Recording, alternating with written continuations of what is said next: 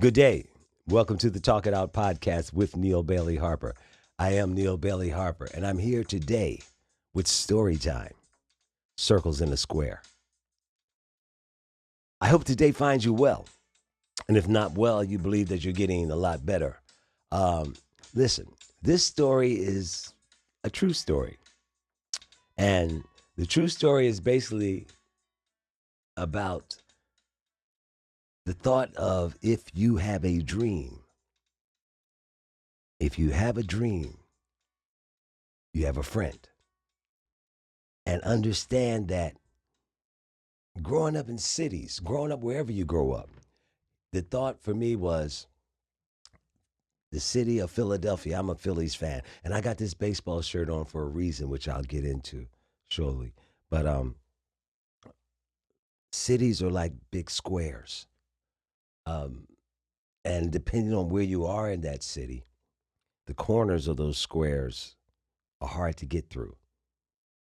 They're long paths, and there's another corner, and there's another corner there, and they're hard to get to and hard to get out of. But if you have a dream, dreams become circles. Dreams become circles in those squares. And your goal is to get your circle out of that box.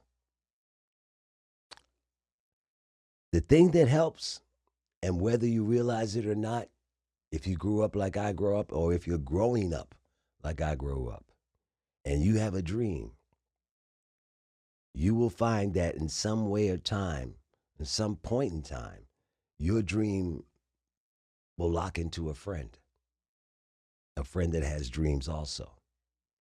And you take your dreams and you guys get in the same circle and you survive while being in that square. You keep each other up. The first circle that I can recall was on my block.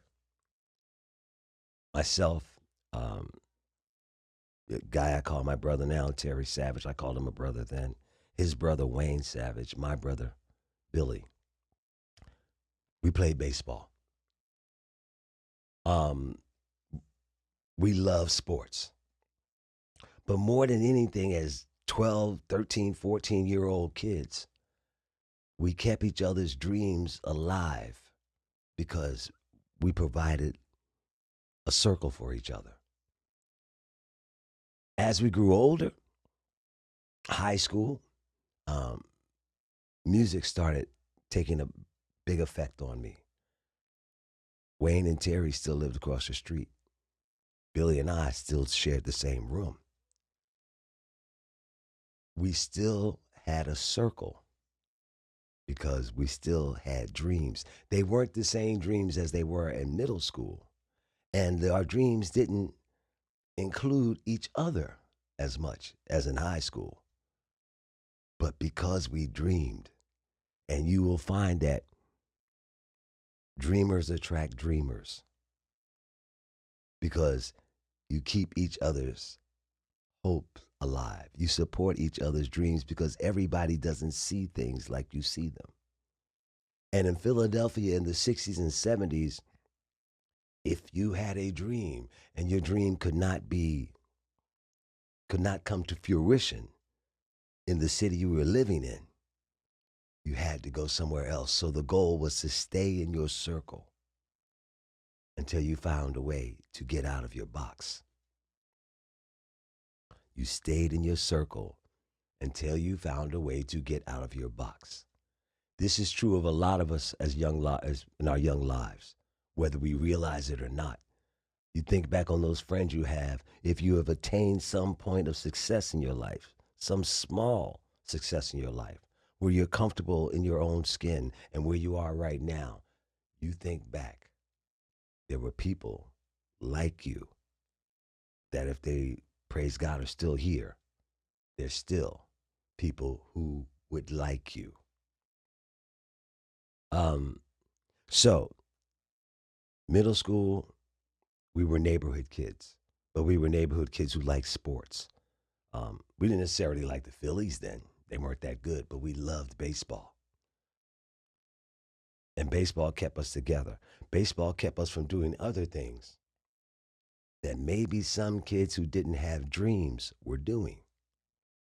Maybe they didn't have a circle inside their square. We did. High school, I had a lot of friends. And here's the thing, too, you will find that your dreams show on your face, regardless of what they are. If they're to be a doctor, they're to be a lawyer, if they're to be an athlete, if they're to be a musician, your dreams make you glow. So you attract friends, you attract people. And in high school, I had a few different circles. I had a circle within my high school. So time in school and time with school activities were spent with people who had visions for the next move, visions to get out of the box. And for me personally, there was Herman Ralph Sims Jr. and Arthur James Gaffney. I took to music, and with that, I took to the saxophone.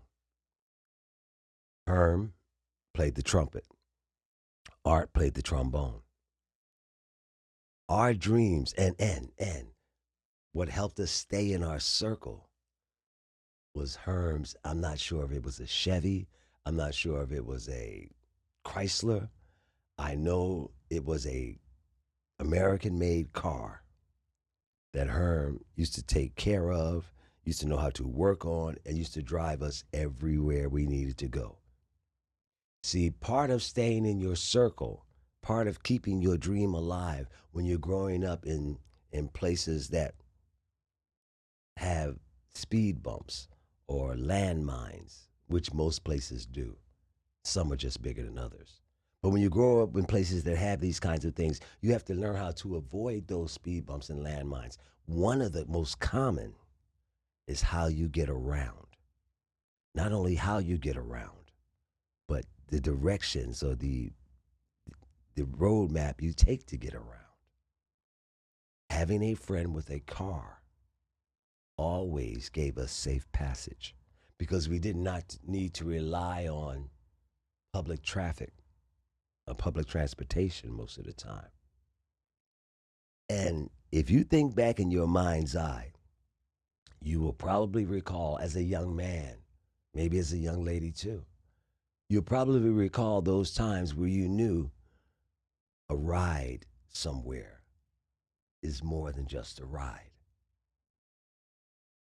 Those are the kind of things that take you out of the circle and put you in the square. You want to stay in your circle as much as possible. So the three of us formed a horn section.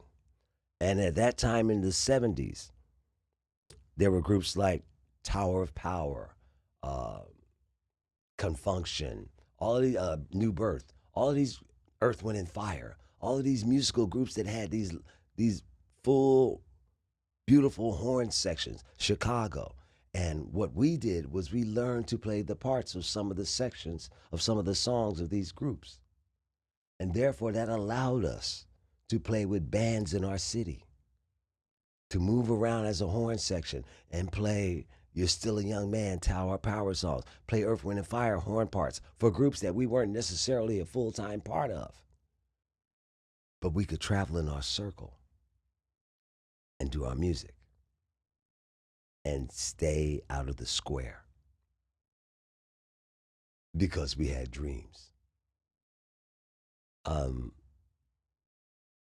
After high school, I was accepted at four different colleges. The thing about the 70s also, and most of you, and I hope some of you young people are listening, and you can talk to your parents or your uncles or older people about this.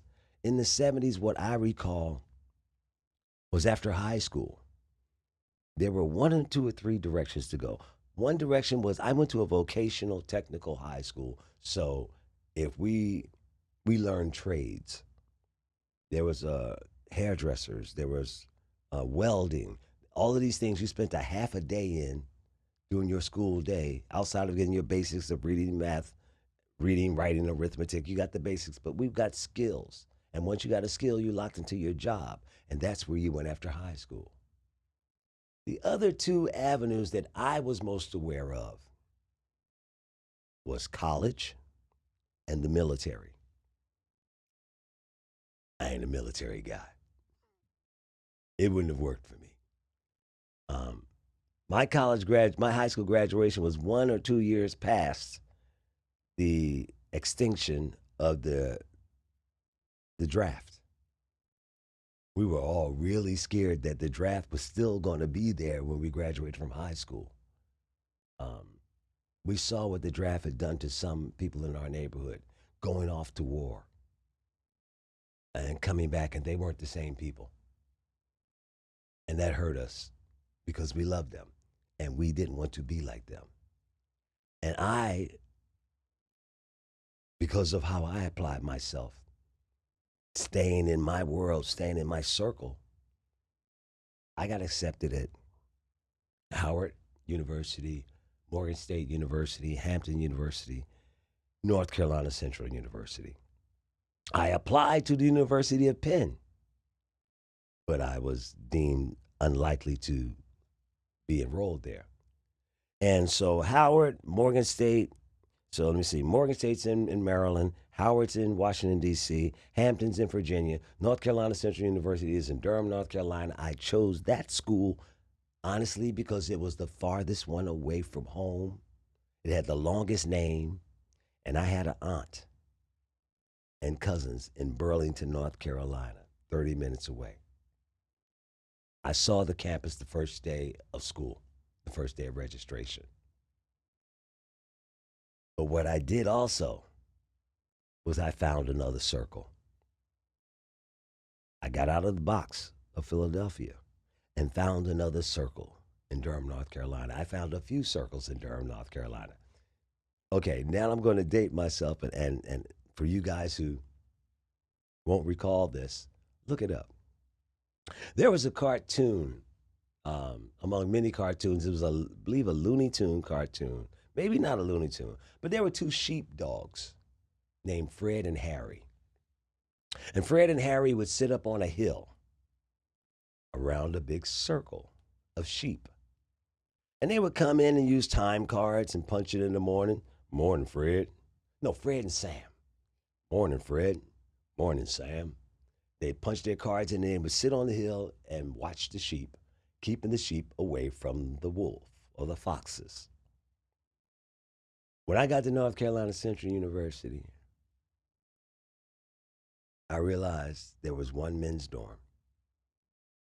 There were 7 women dormitories. The male dorm was up on a hill. The women's dormitories were down in the, let's call it a valley. It was Fred and Sam all over again. But it was in my circle. See, the circle of our university was in the square of our city. But the circle made us feel like it was its own little city. And I could develop musically there. I could develop emotionally there. I could develop as a man there. I could explore within my circle. I could try things. I developed a show um, based on members of our university touring choir who were mostly majors in others. They weren't all music majors. They were majors in other fields. But I was a music major and a drama minor, and everybody in our organization loved to perform. So I could develop a show, and I developed a show called The Choir Ball based on the choirs of the university doing a variety entertainment show. I never made a dime off of it, but it made me wealthy in my spirit because that show, which started on the Monday of homecoming week, the first 3 of those shows being directed and written by myself, performed by all these members of the choir, plus members of the football team. We had a band, all of these kind of things. That show lasted 37 years. Didn't make a dime off of it, but it fed my spirit because it was something that came out of my circle. Something came out of my head. I enjoyed my life at North Carolina Central University to the point where I got kicked out of school once. I'm not going to go there, but I got back in.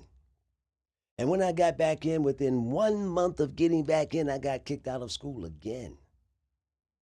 But I got back in. And I completed my tenure and had a degree in vocal music. 2 years longer than it took me to get, but I got it. I completed the task. The other thing about your dreams, the other thing about being in your circle is why protect yourself in the circle if you're not there to attain the goal? Even if the goal changes, you have to obtain something. You have to complete the work. The work is the work, and the work is best done when it's completed. It's like a journey. Yes, you want to get to the end, but it's about the journey. Yes, I want people to see the work. I'm a musician. I like people to listen to what I've recorded, what I write. But the work is the work. So I did all of these things in North Carolina Central, had a great time. But then when it was over, when I graduated, 2 years after I was supposed to, I found myself without a job in Durham. I find myself not wanting to take a grocery store job in Durham. I found that I didn't prepare for life out of my circle, or I didn't plot out a bigger circle or another circle post graduation like I did those other circles when I was in middle school, going to high school going to college. I stopped planning. And I found myself back in Philadelphia without a job. Um, I had a college degree, but I was back on North Philadelphia with no prospects for the moment. When I came back to Philadelphia, there was also no circle. I was just in the square. Yes, I had some friends who still lived there, uh, but this was 6 years after leaving. And they had developed circles of their own or other cities of their own. I'm back in Philadelphia. I don't have a job. I don't have a circle. I am just in the square. I knew it would be hard for me to find a circle. More importantly, I knew I didn't want to. I knew I didn't want to. So, as much as I love Philadelphia,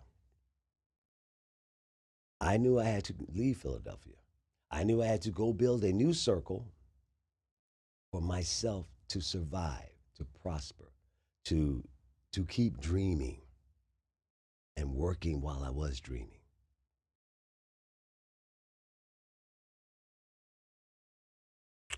I decided, well, my mother suggested, the great Miss Ellie suggested that I go to California to live with my sister, who 2 years older than me, but always looked out for me like only an older sister can in a city, in a square full of wolves. She looked out for me. So I wanted to go to San Diego where she was, but I had to figure out how to get there. I didn't want to just go and be a presence in her space without being able to take care in some way, shape, and form, or help take care of myself. See, when I was in Philadelphia, I had a job from the time I was 11 years old till I went to college. In college, I had grants. I did some little bit of working, so I never didn't have anything. But I didn't have anything now. And I wanted to get to California. So I did something that I would not have done again, wouldn't have done again, but I looked at my options as two things: find a circle to live your life, stay in this square, and fight for your dreams.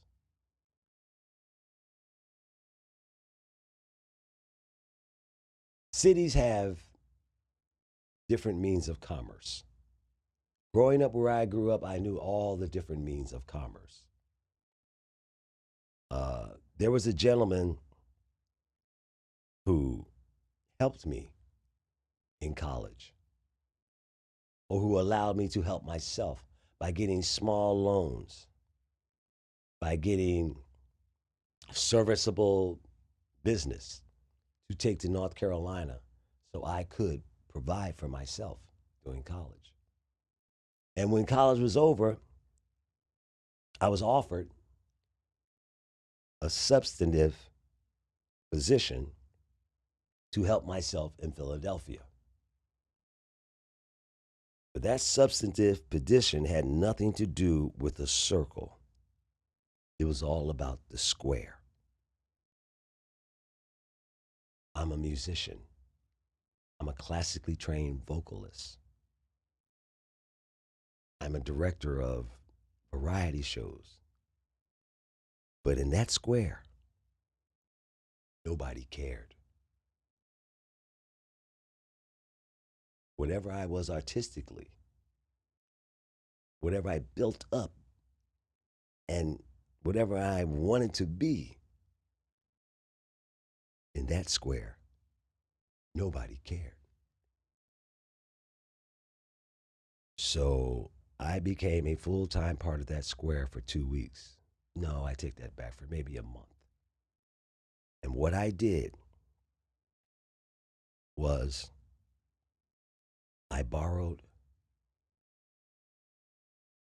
financial support for a week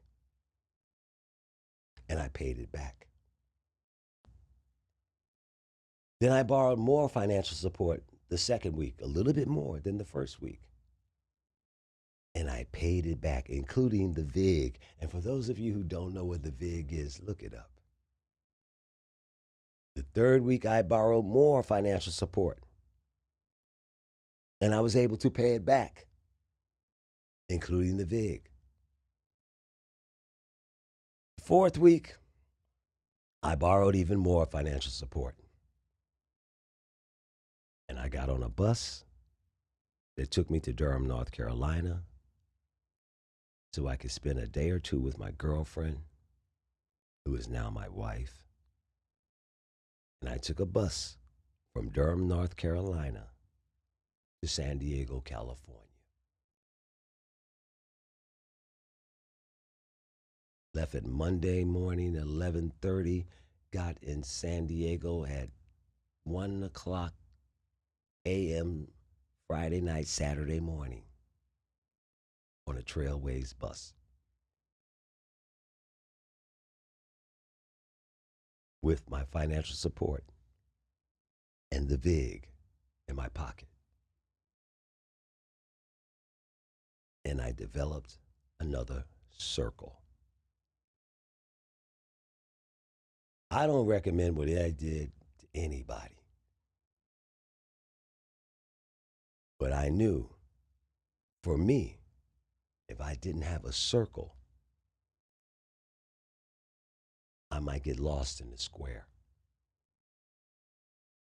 I knew for me that it was more important for me to be in a circle than for me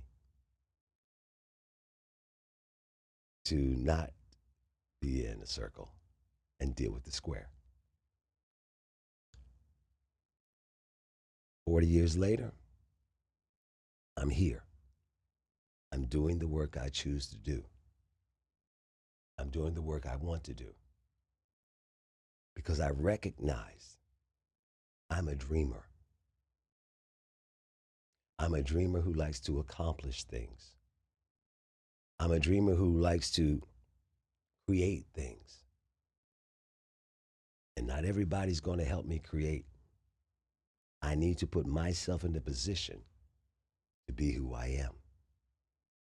And now I'm firmly in that position to be who I am.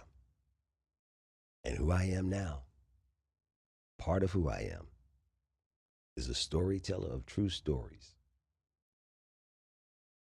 If you are a dreamer, and whatever it is you dream,